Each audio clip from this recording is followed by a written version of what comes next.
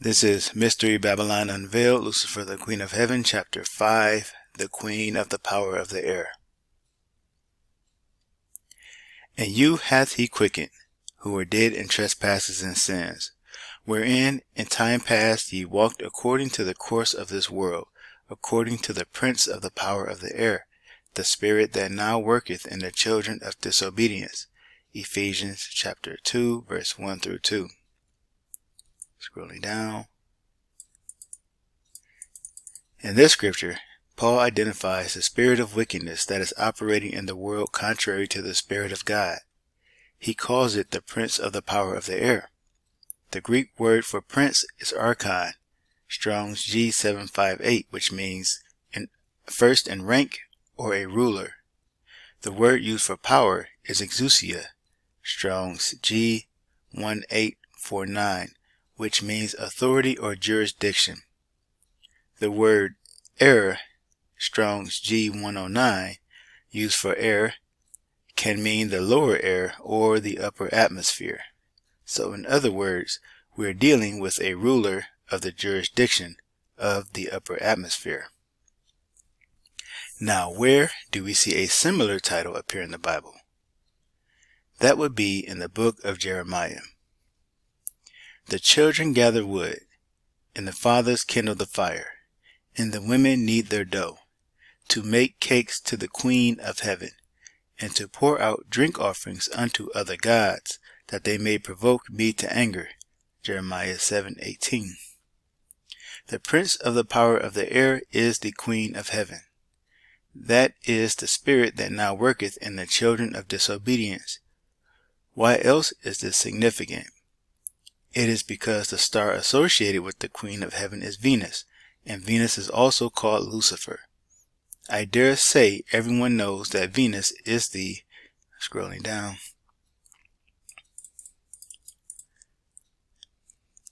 that Venus is the name of a Roman goddess, and that the planet is associated with femininity.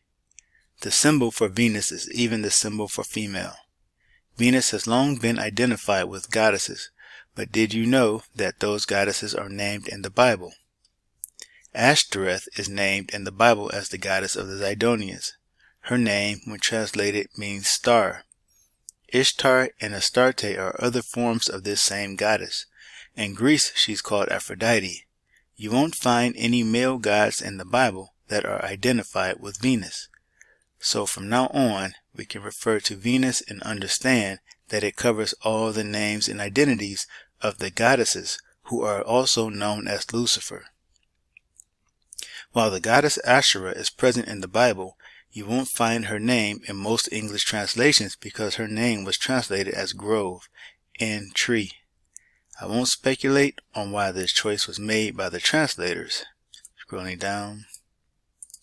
Though I do have some ideas.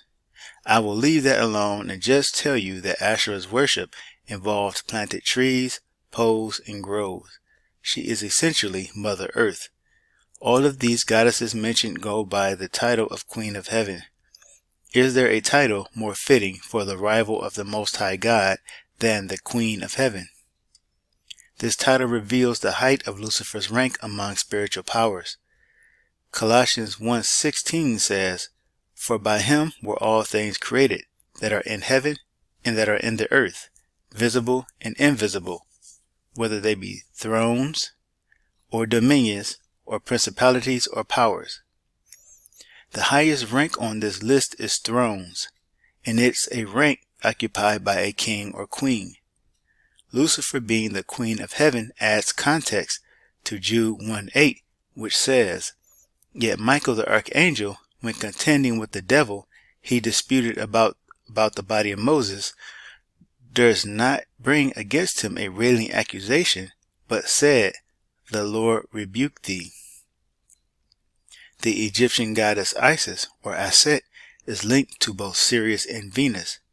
Such symbols such as the pentagram and the Ankh can be used for both Venus and Sirius. It can also be said that the symbol for female is a variation of the Ankh.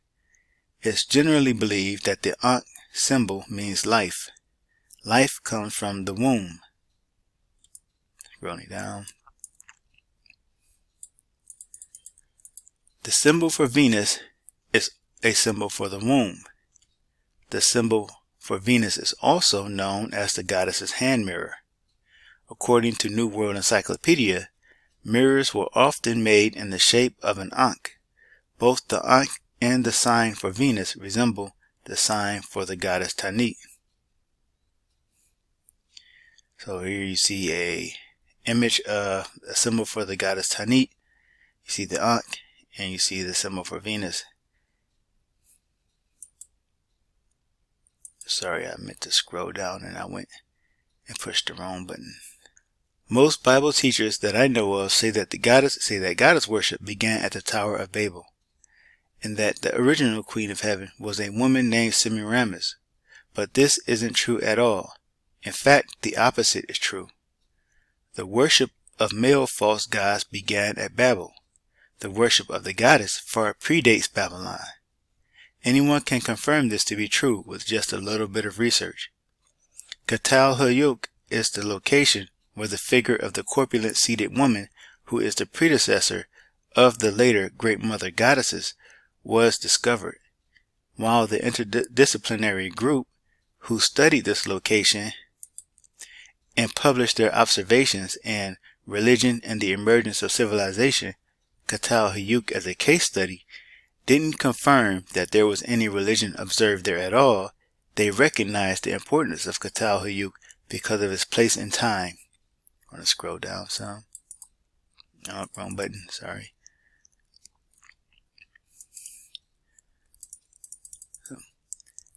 The aims of the current excavations at Çatalhöyük in central Turkey from 7400 BC to 6000 BC are to explore a site of great importance for our understanding of the first steps towards civilization and to understand its art, symbolism, and ritual.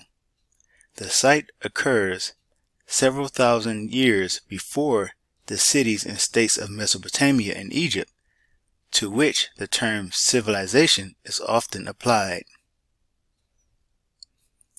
Here is an image of I will scroll or zoom out.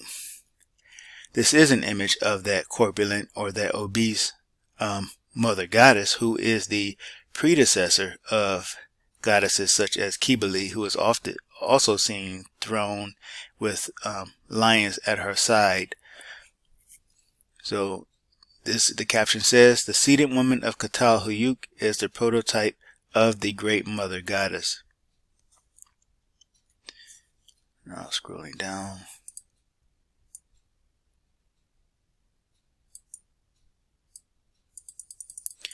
I won't spend a lot of time debunking the Semiramis Nimrod myth, because something that has zero supporting evidence to be found anywhere shouldn't need to be debunked.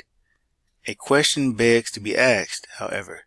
Why would someone who was supposedly so influential get no mention in the Bible or any pseudepigraphal books? Alexander Hislop, author of The Two Babylons, is the source of the myth that Nimrod had a wife named Semiramis. He also claimed that Semiramis was the prototype for the goddesses who were worshipped around the world. He based his hypothesis on writings by Ovid, a poet that wrote interpretations of mythology. Hislop's claims were not based on actual history. As Hislop confessed, Ovid himself tells us that it was Semiramis, the first queen of that city, who was believed to have surrounded Babylon with a wall of brick.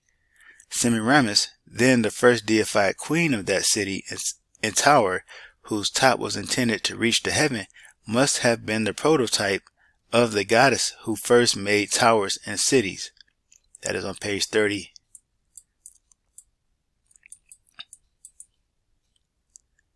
Scrolling down. There you have it. This myth of Semiramis being Nimrod's wife has no basis in history. Having cleared that up, a woman by the name of Samaramat, who lived in the 8th century BCE according to world history, is likely the inspiration for Hislop's claim, but she lived many centuries after Nimrod had already died. Semiramis is a legendary queen thought to be based on the historical Semiramis. She lived from 811 to 806 BCE. The queen regent of the Assyrian Empire who held the throne for her young son Adad Nirari III until he reached maturity. There is very little information about what she did and how she went about doing it, and some scholars refer to her simply as an obscure Assyrian lady of the 8th century BC, of whom we know nothing for certain except that she is named on an inscription as Lady of the Palace. What we can know for certain is that there is an abundance of evidence which suggests that goddess worship predates the establishment of Babylon by at least 1,000 years. In stark contrast, there is no evidence that any male gods existed before Babylon. In fact, the first pagan male god that we know of is Anu of Babylon. In Goddess in the Grass, Serpentine mythology, and the Great Goddess, Linda Fobister says of religion in the prehistoric era, scrolling down,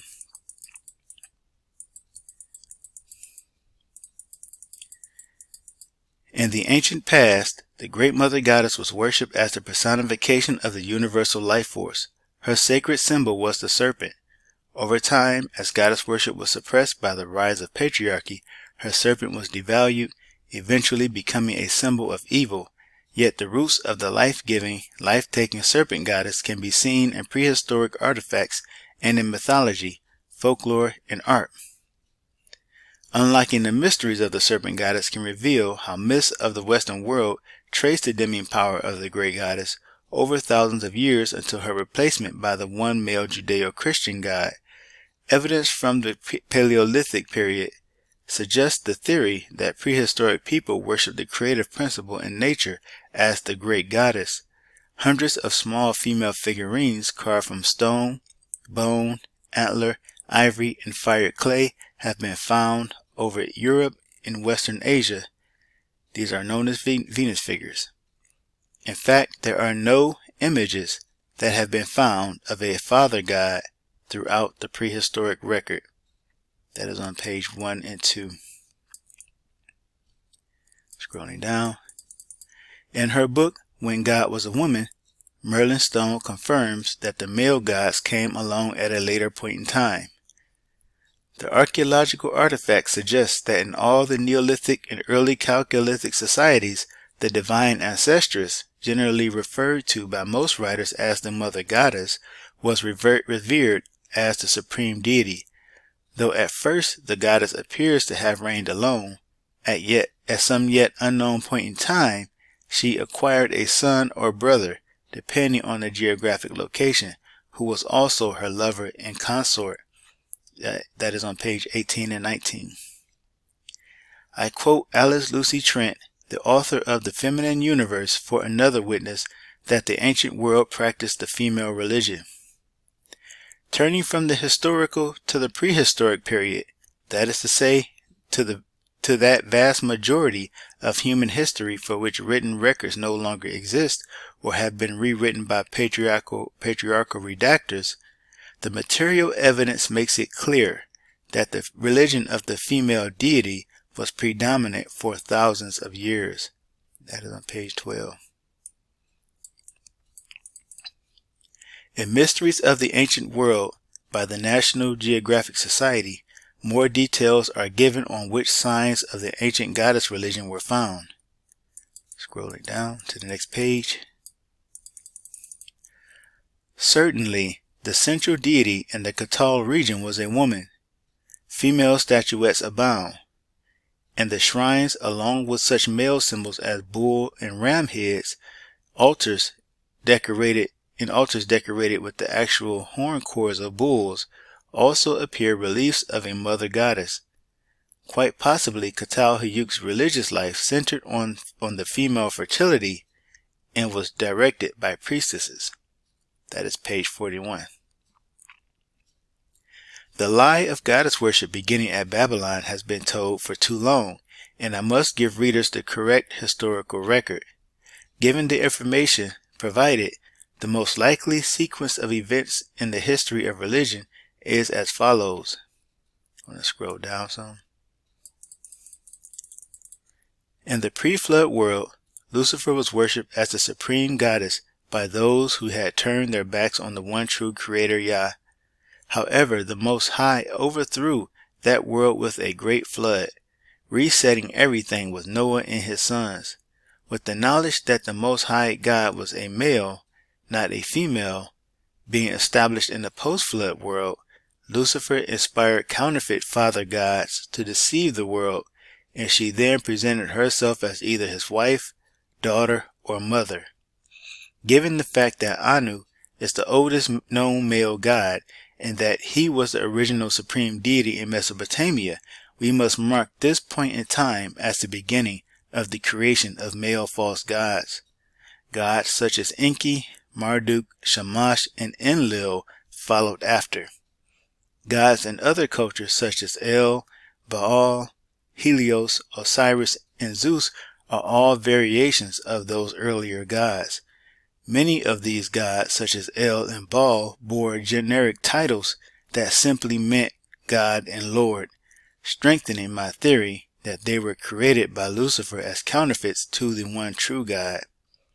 It's possible that the ancient Israelites who worship Baal actually believed they were worshiping the true Lord Yah.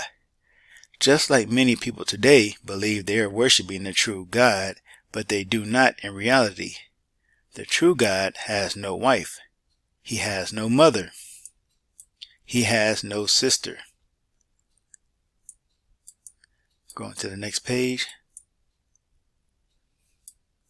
Here is an image of another Venus figure, as they are called. And again, these figures are called Venus figures simply because they are female, and this demonstrates the relationship of females to the star Venus. The caption says, one of the many forms of Venus figures from the prehistoric period.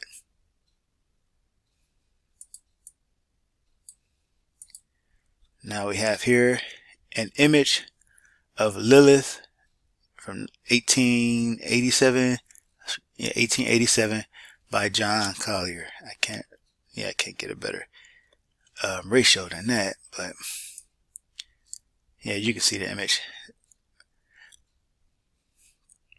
I want to limit my commentary on these things. I just want to read the book to you, not give a whole lot of commentary, even though I have a lot to say.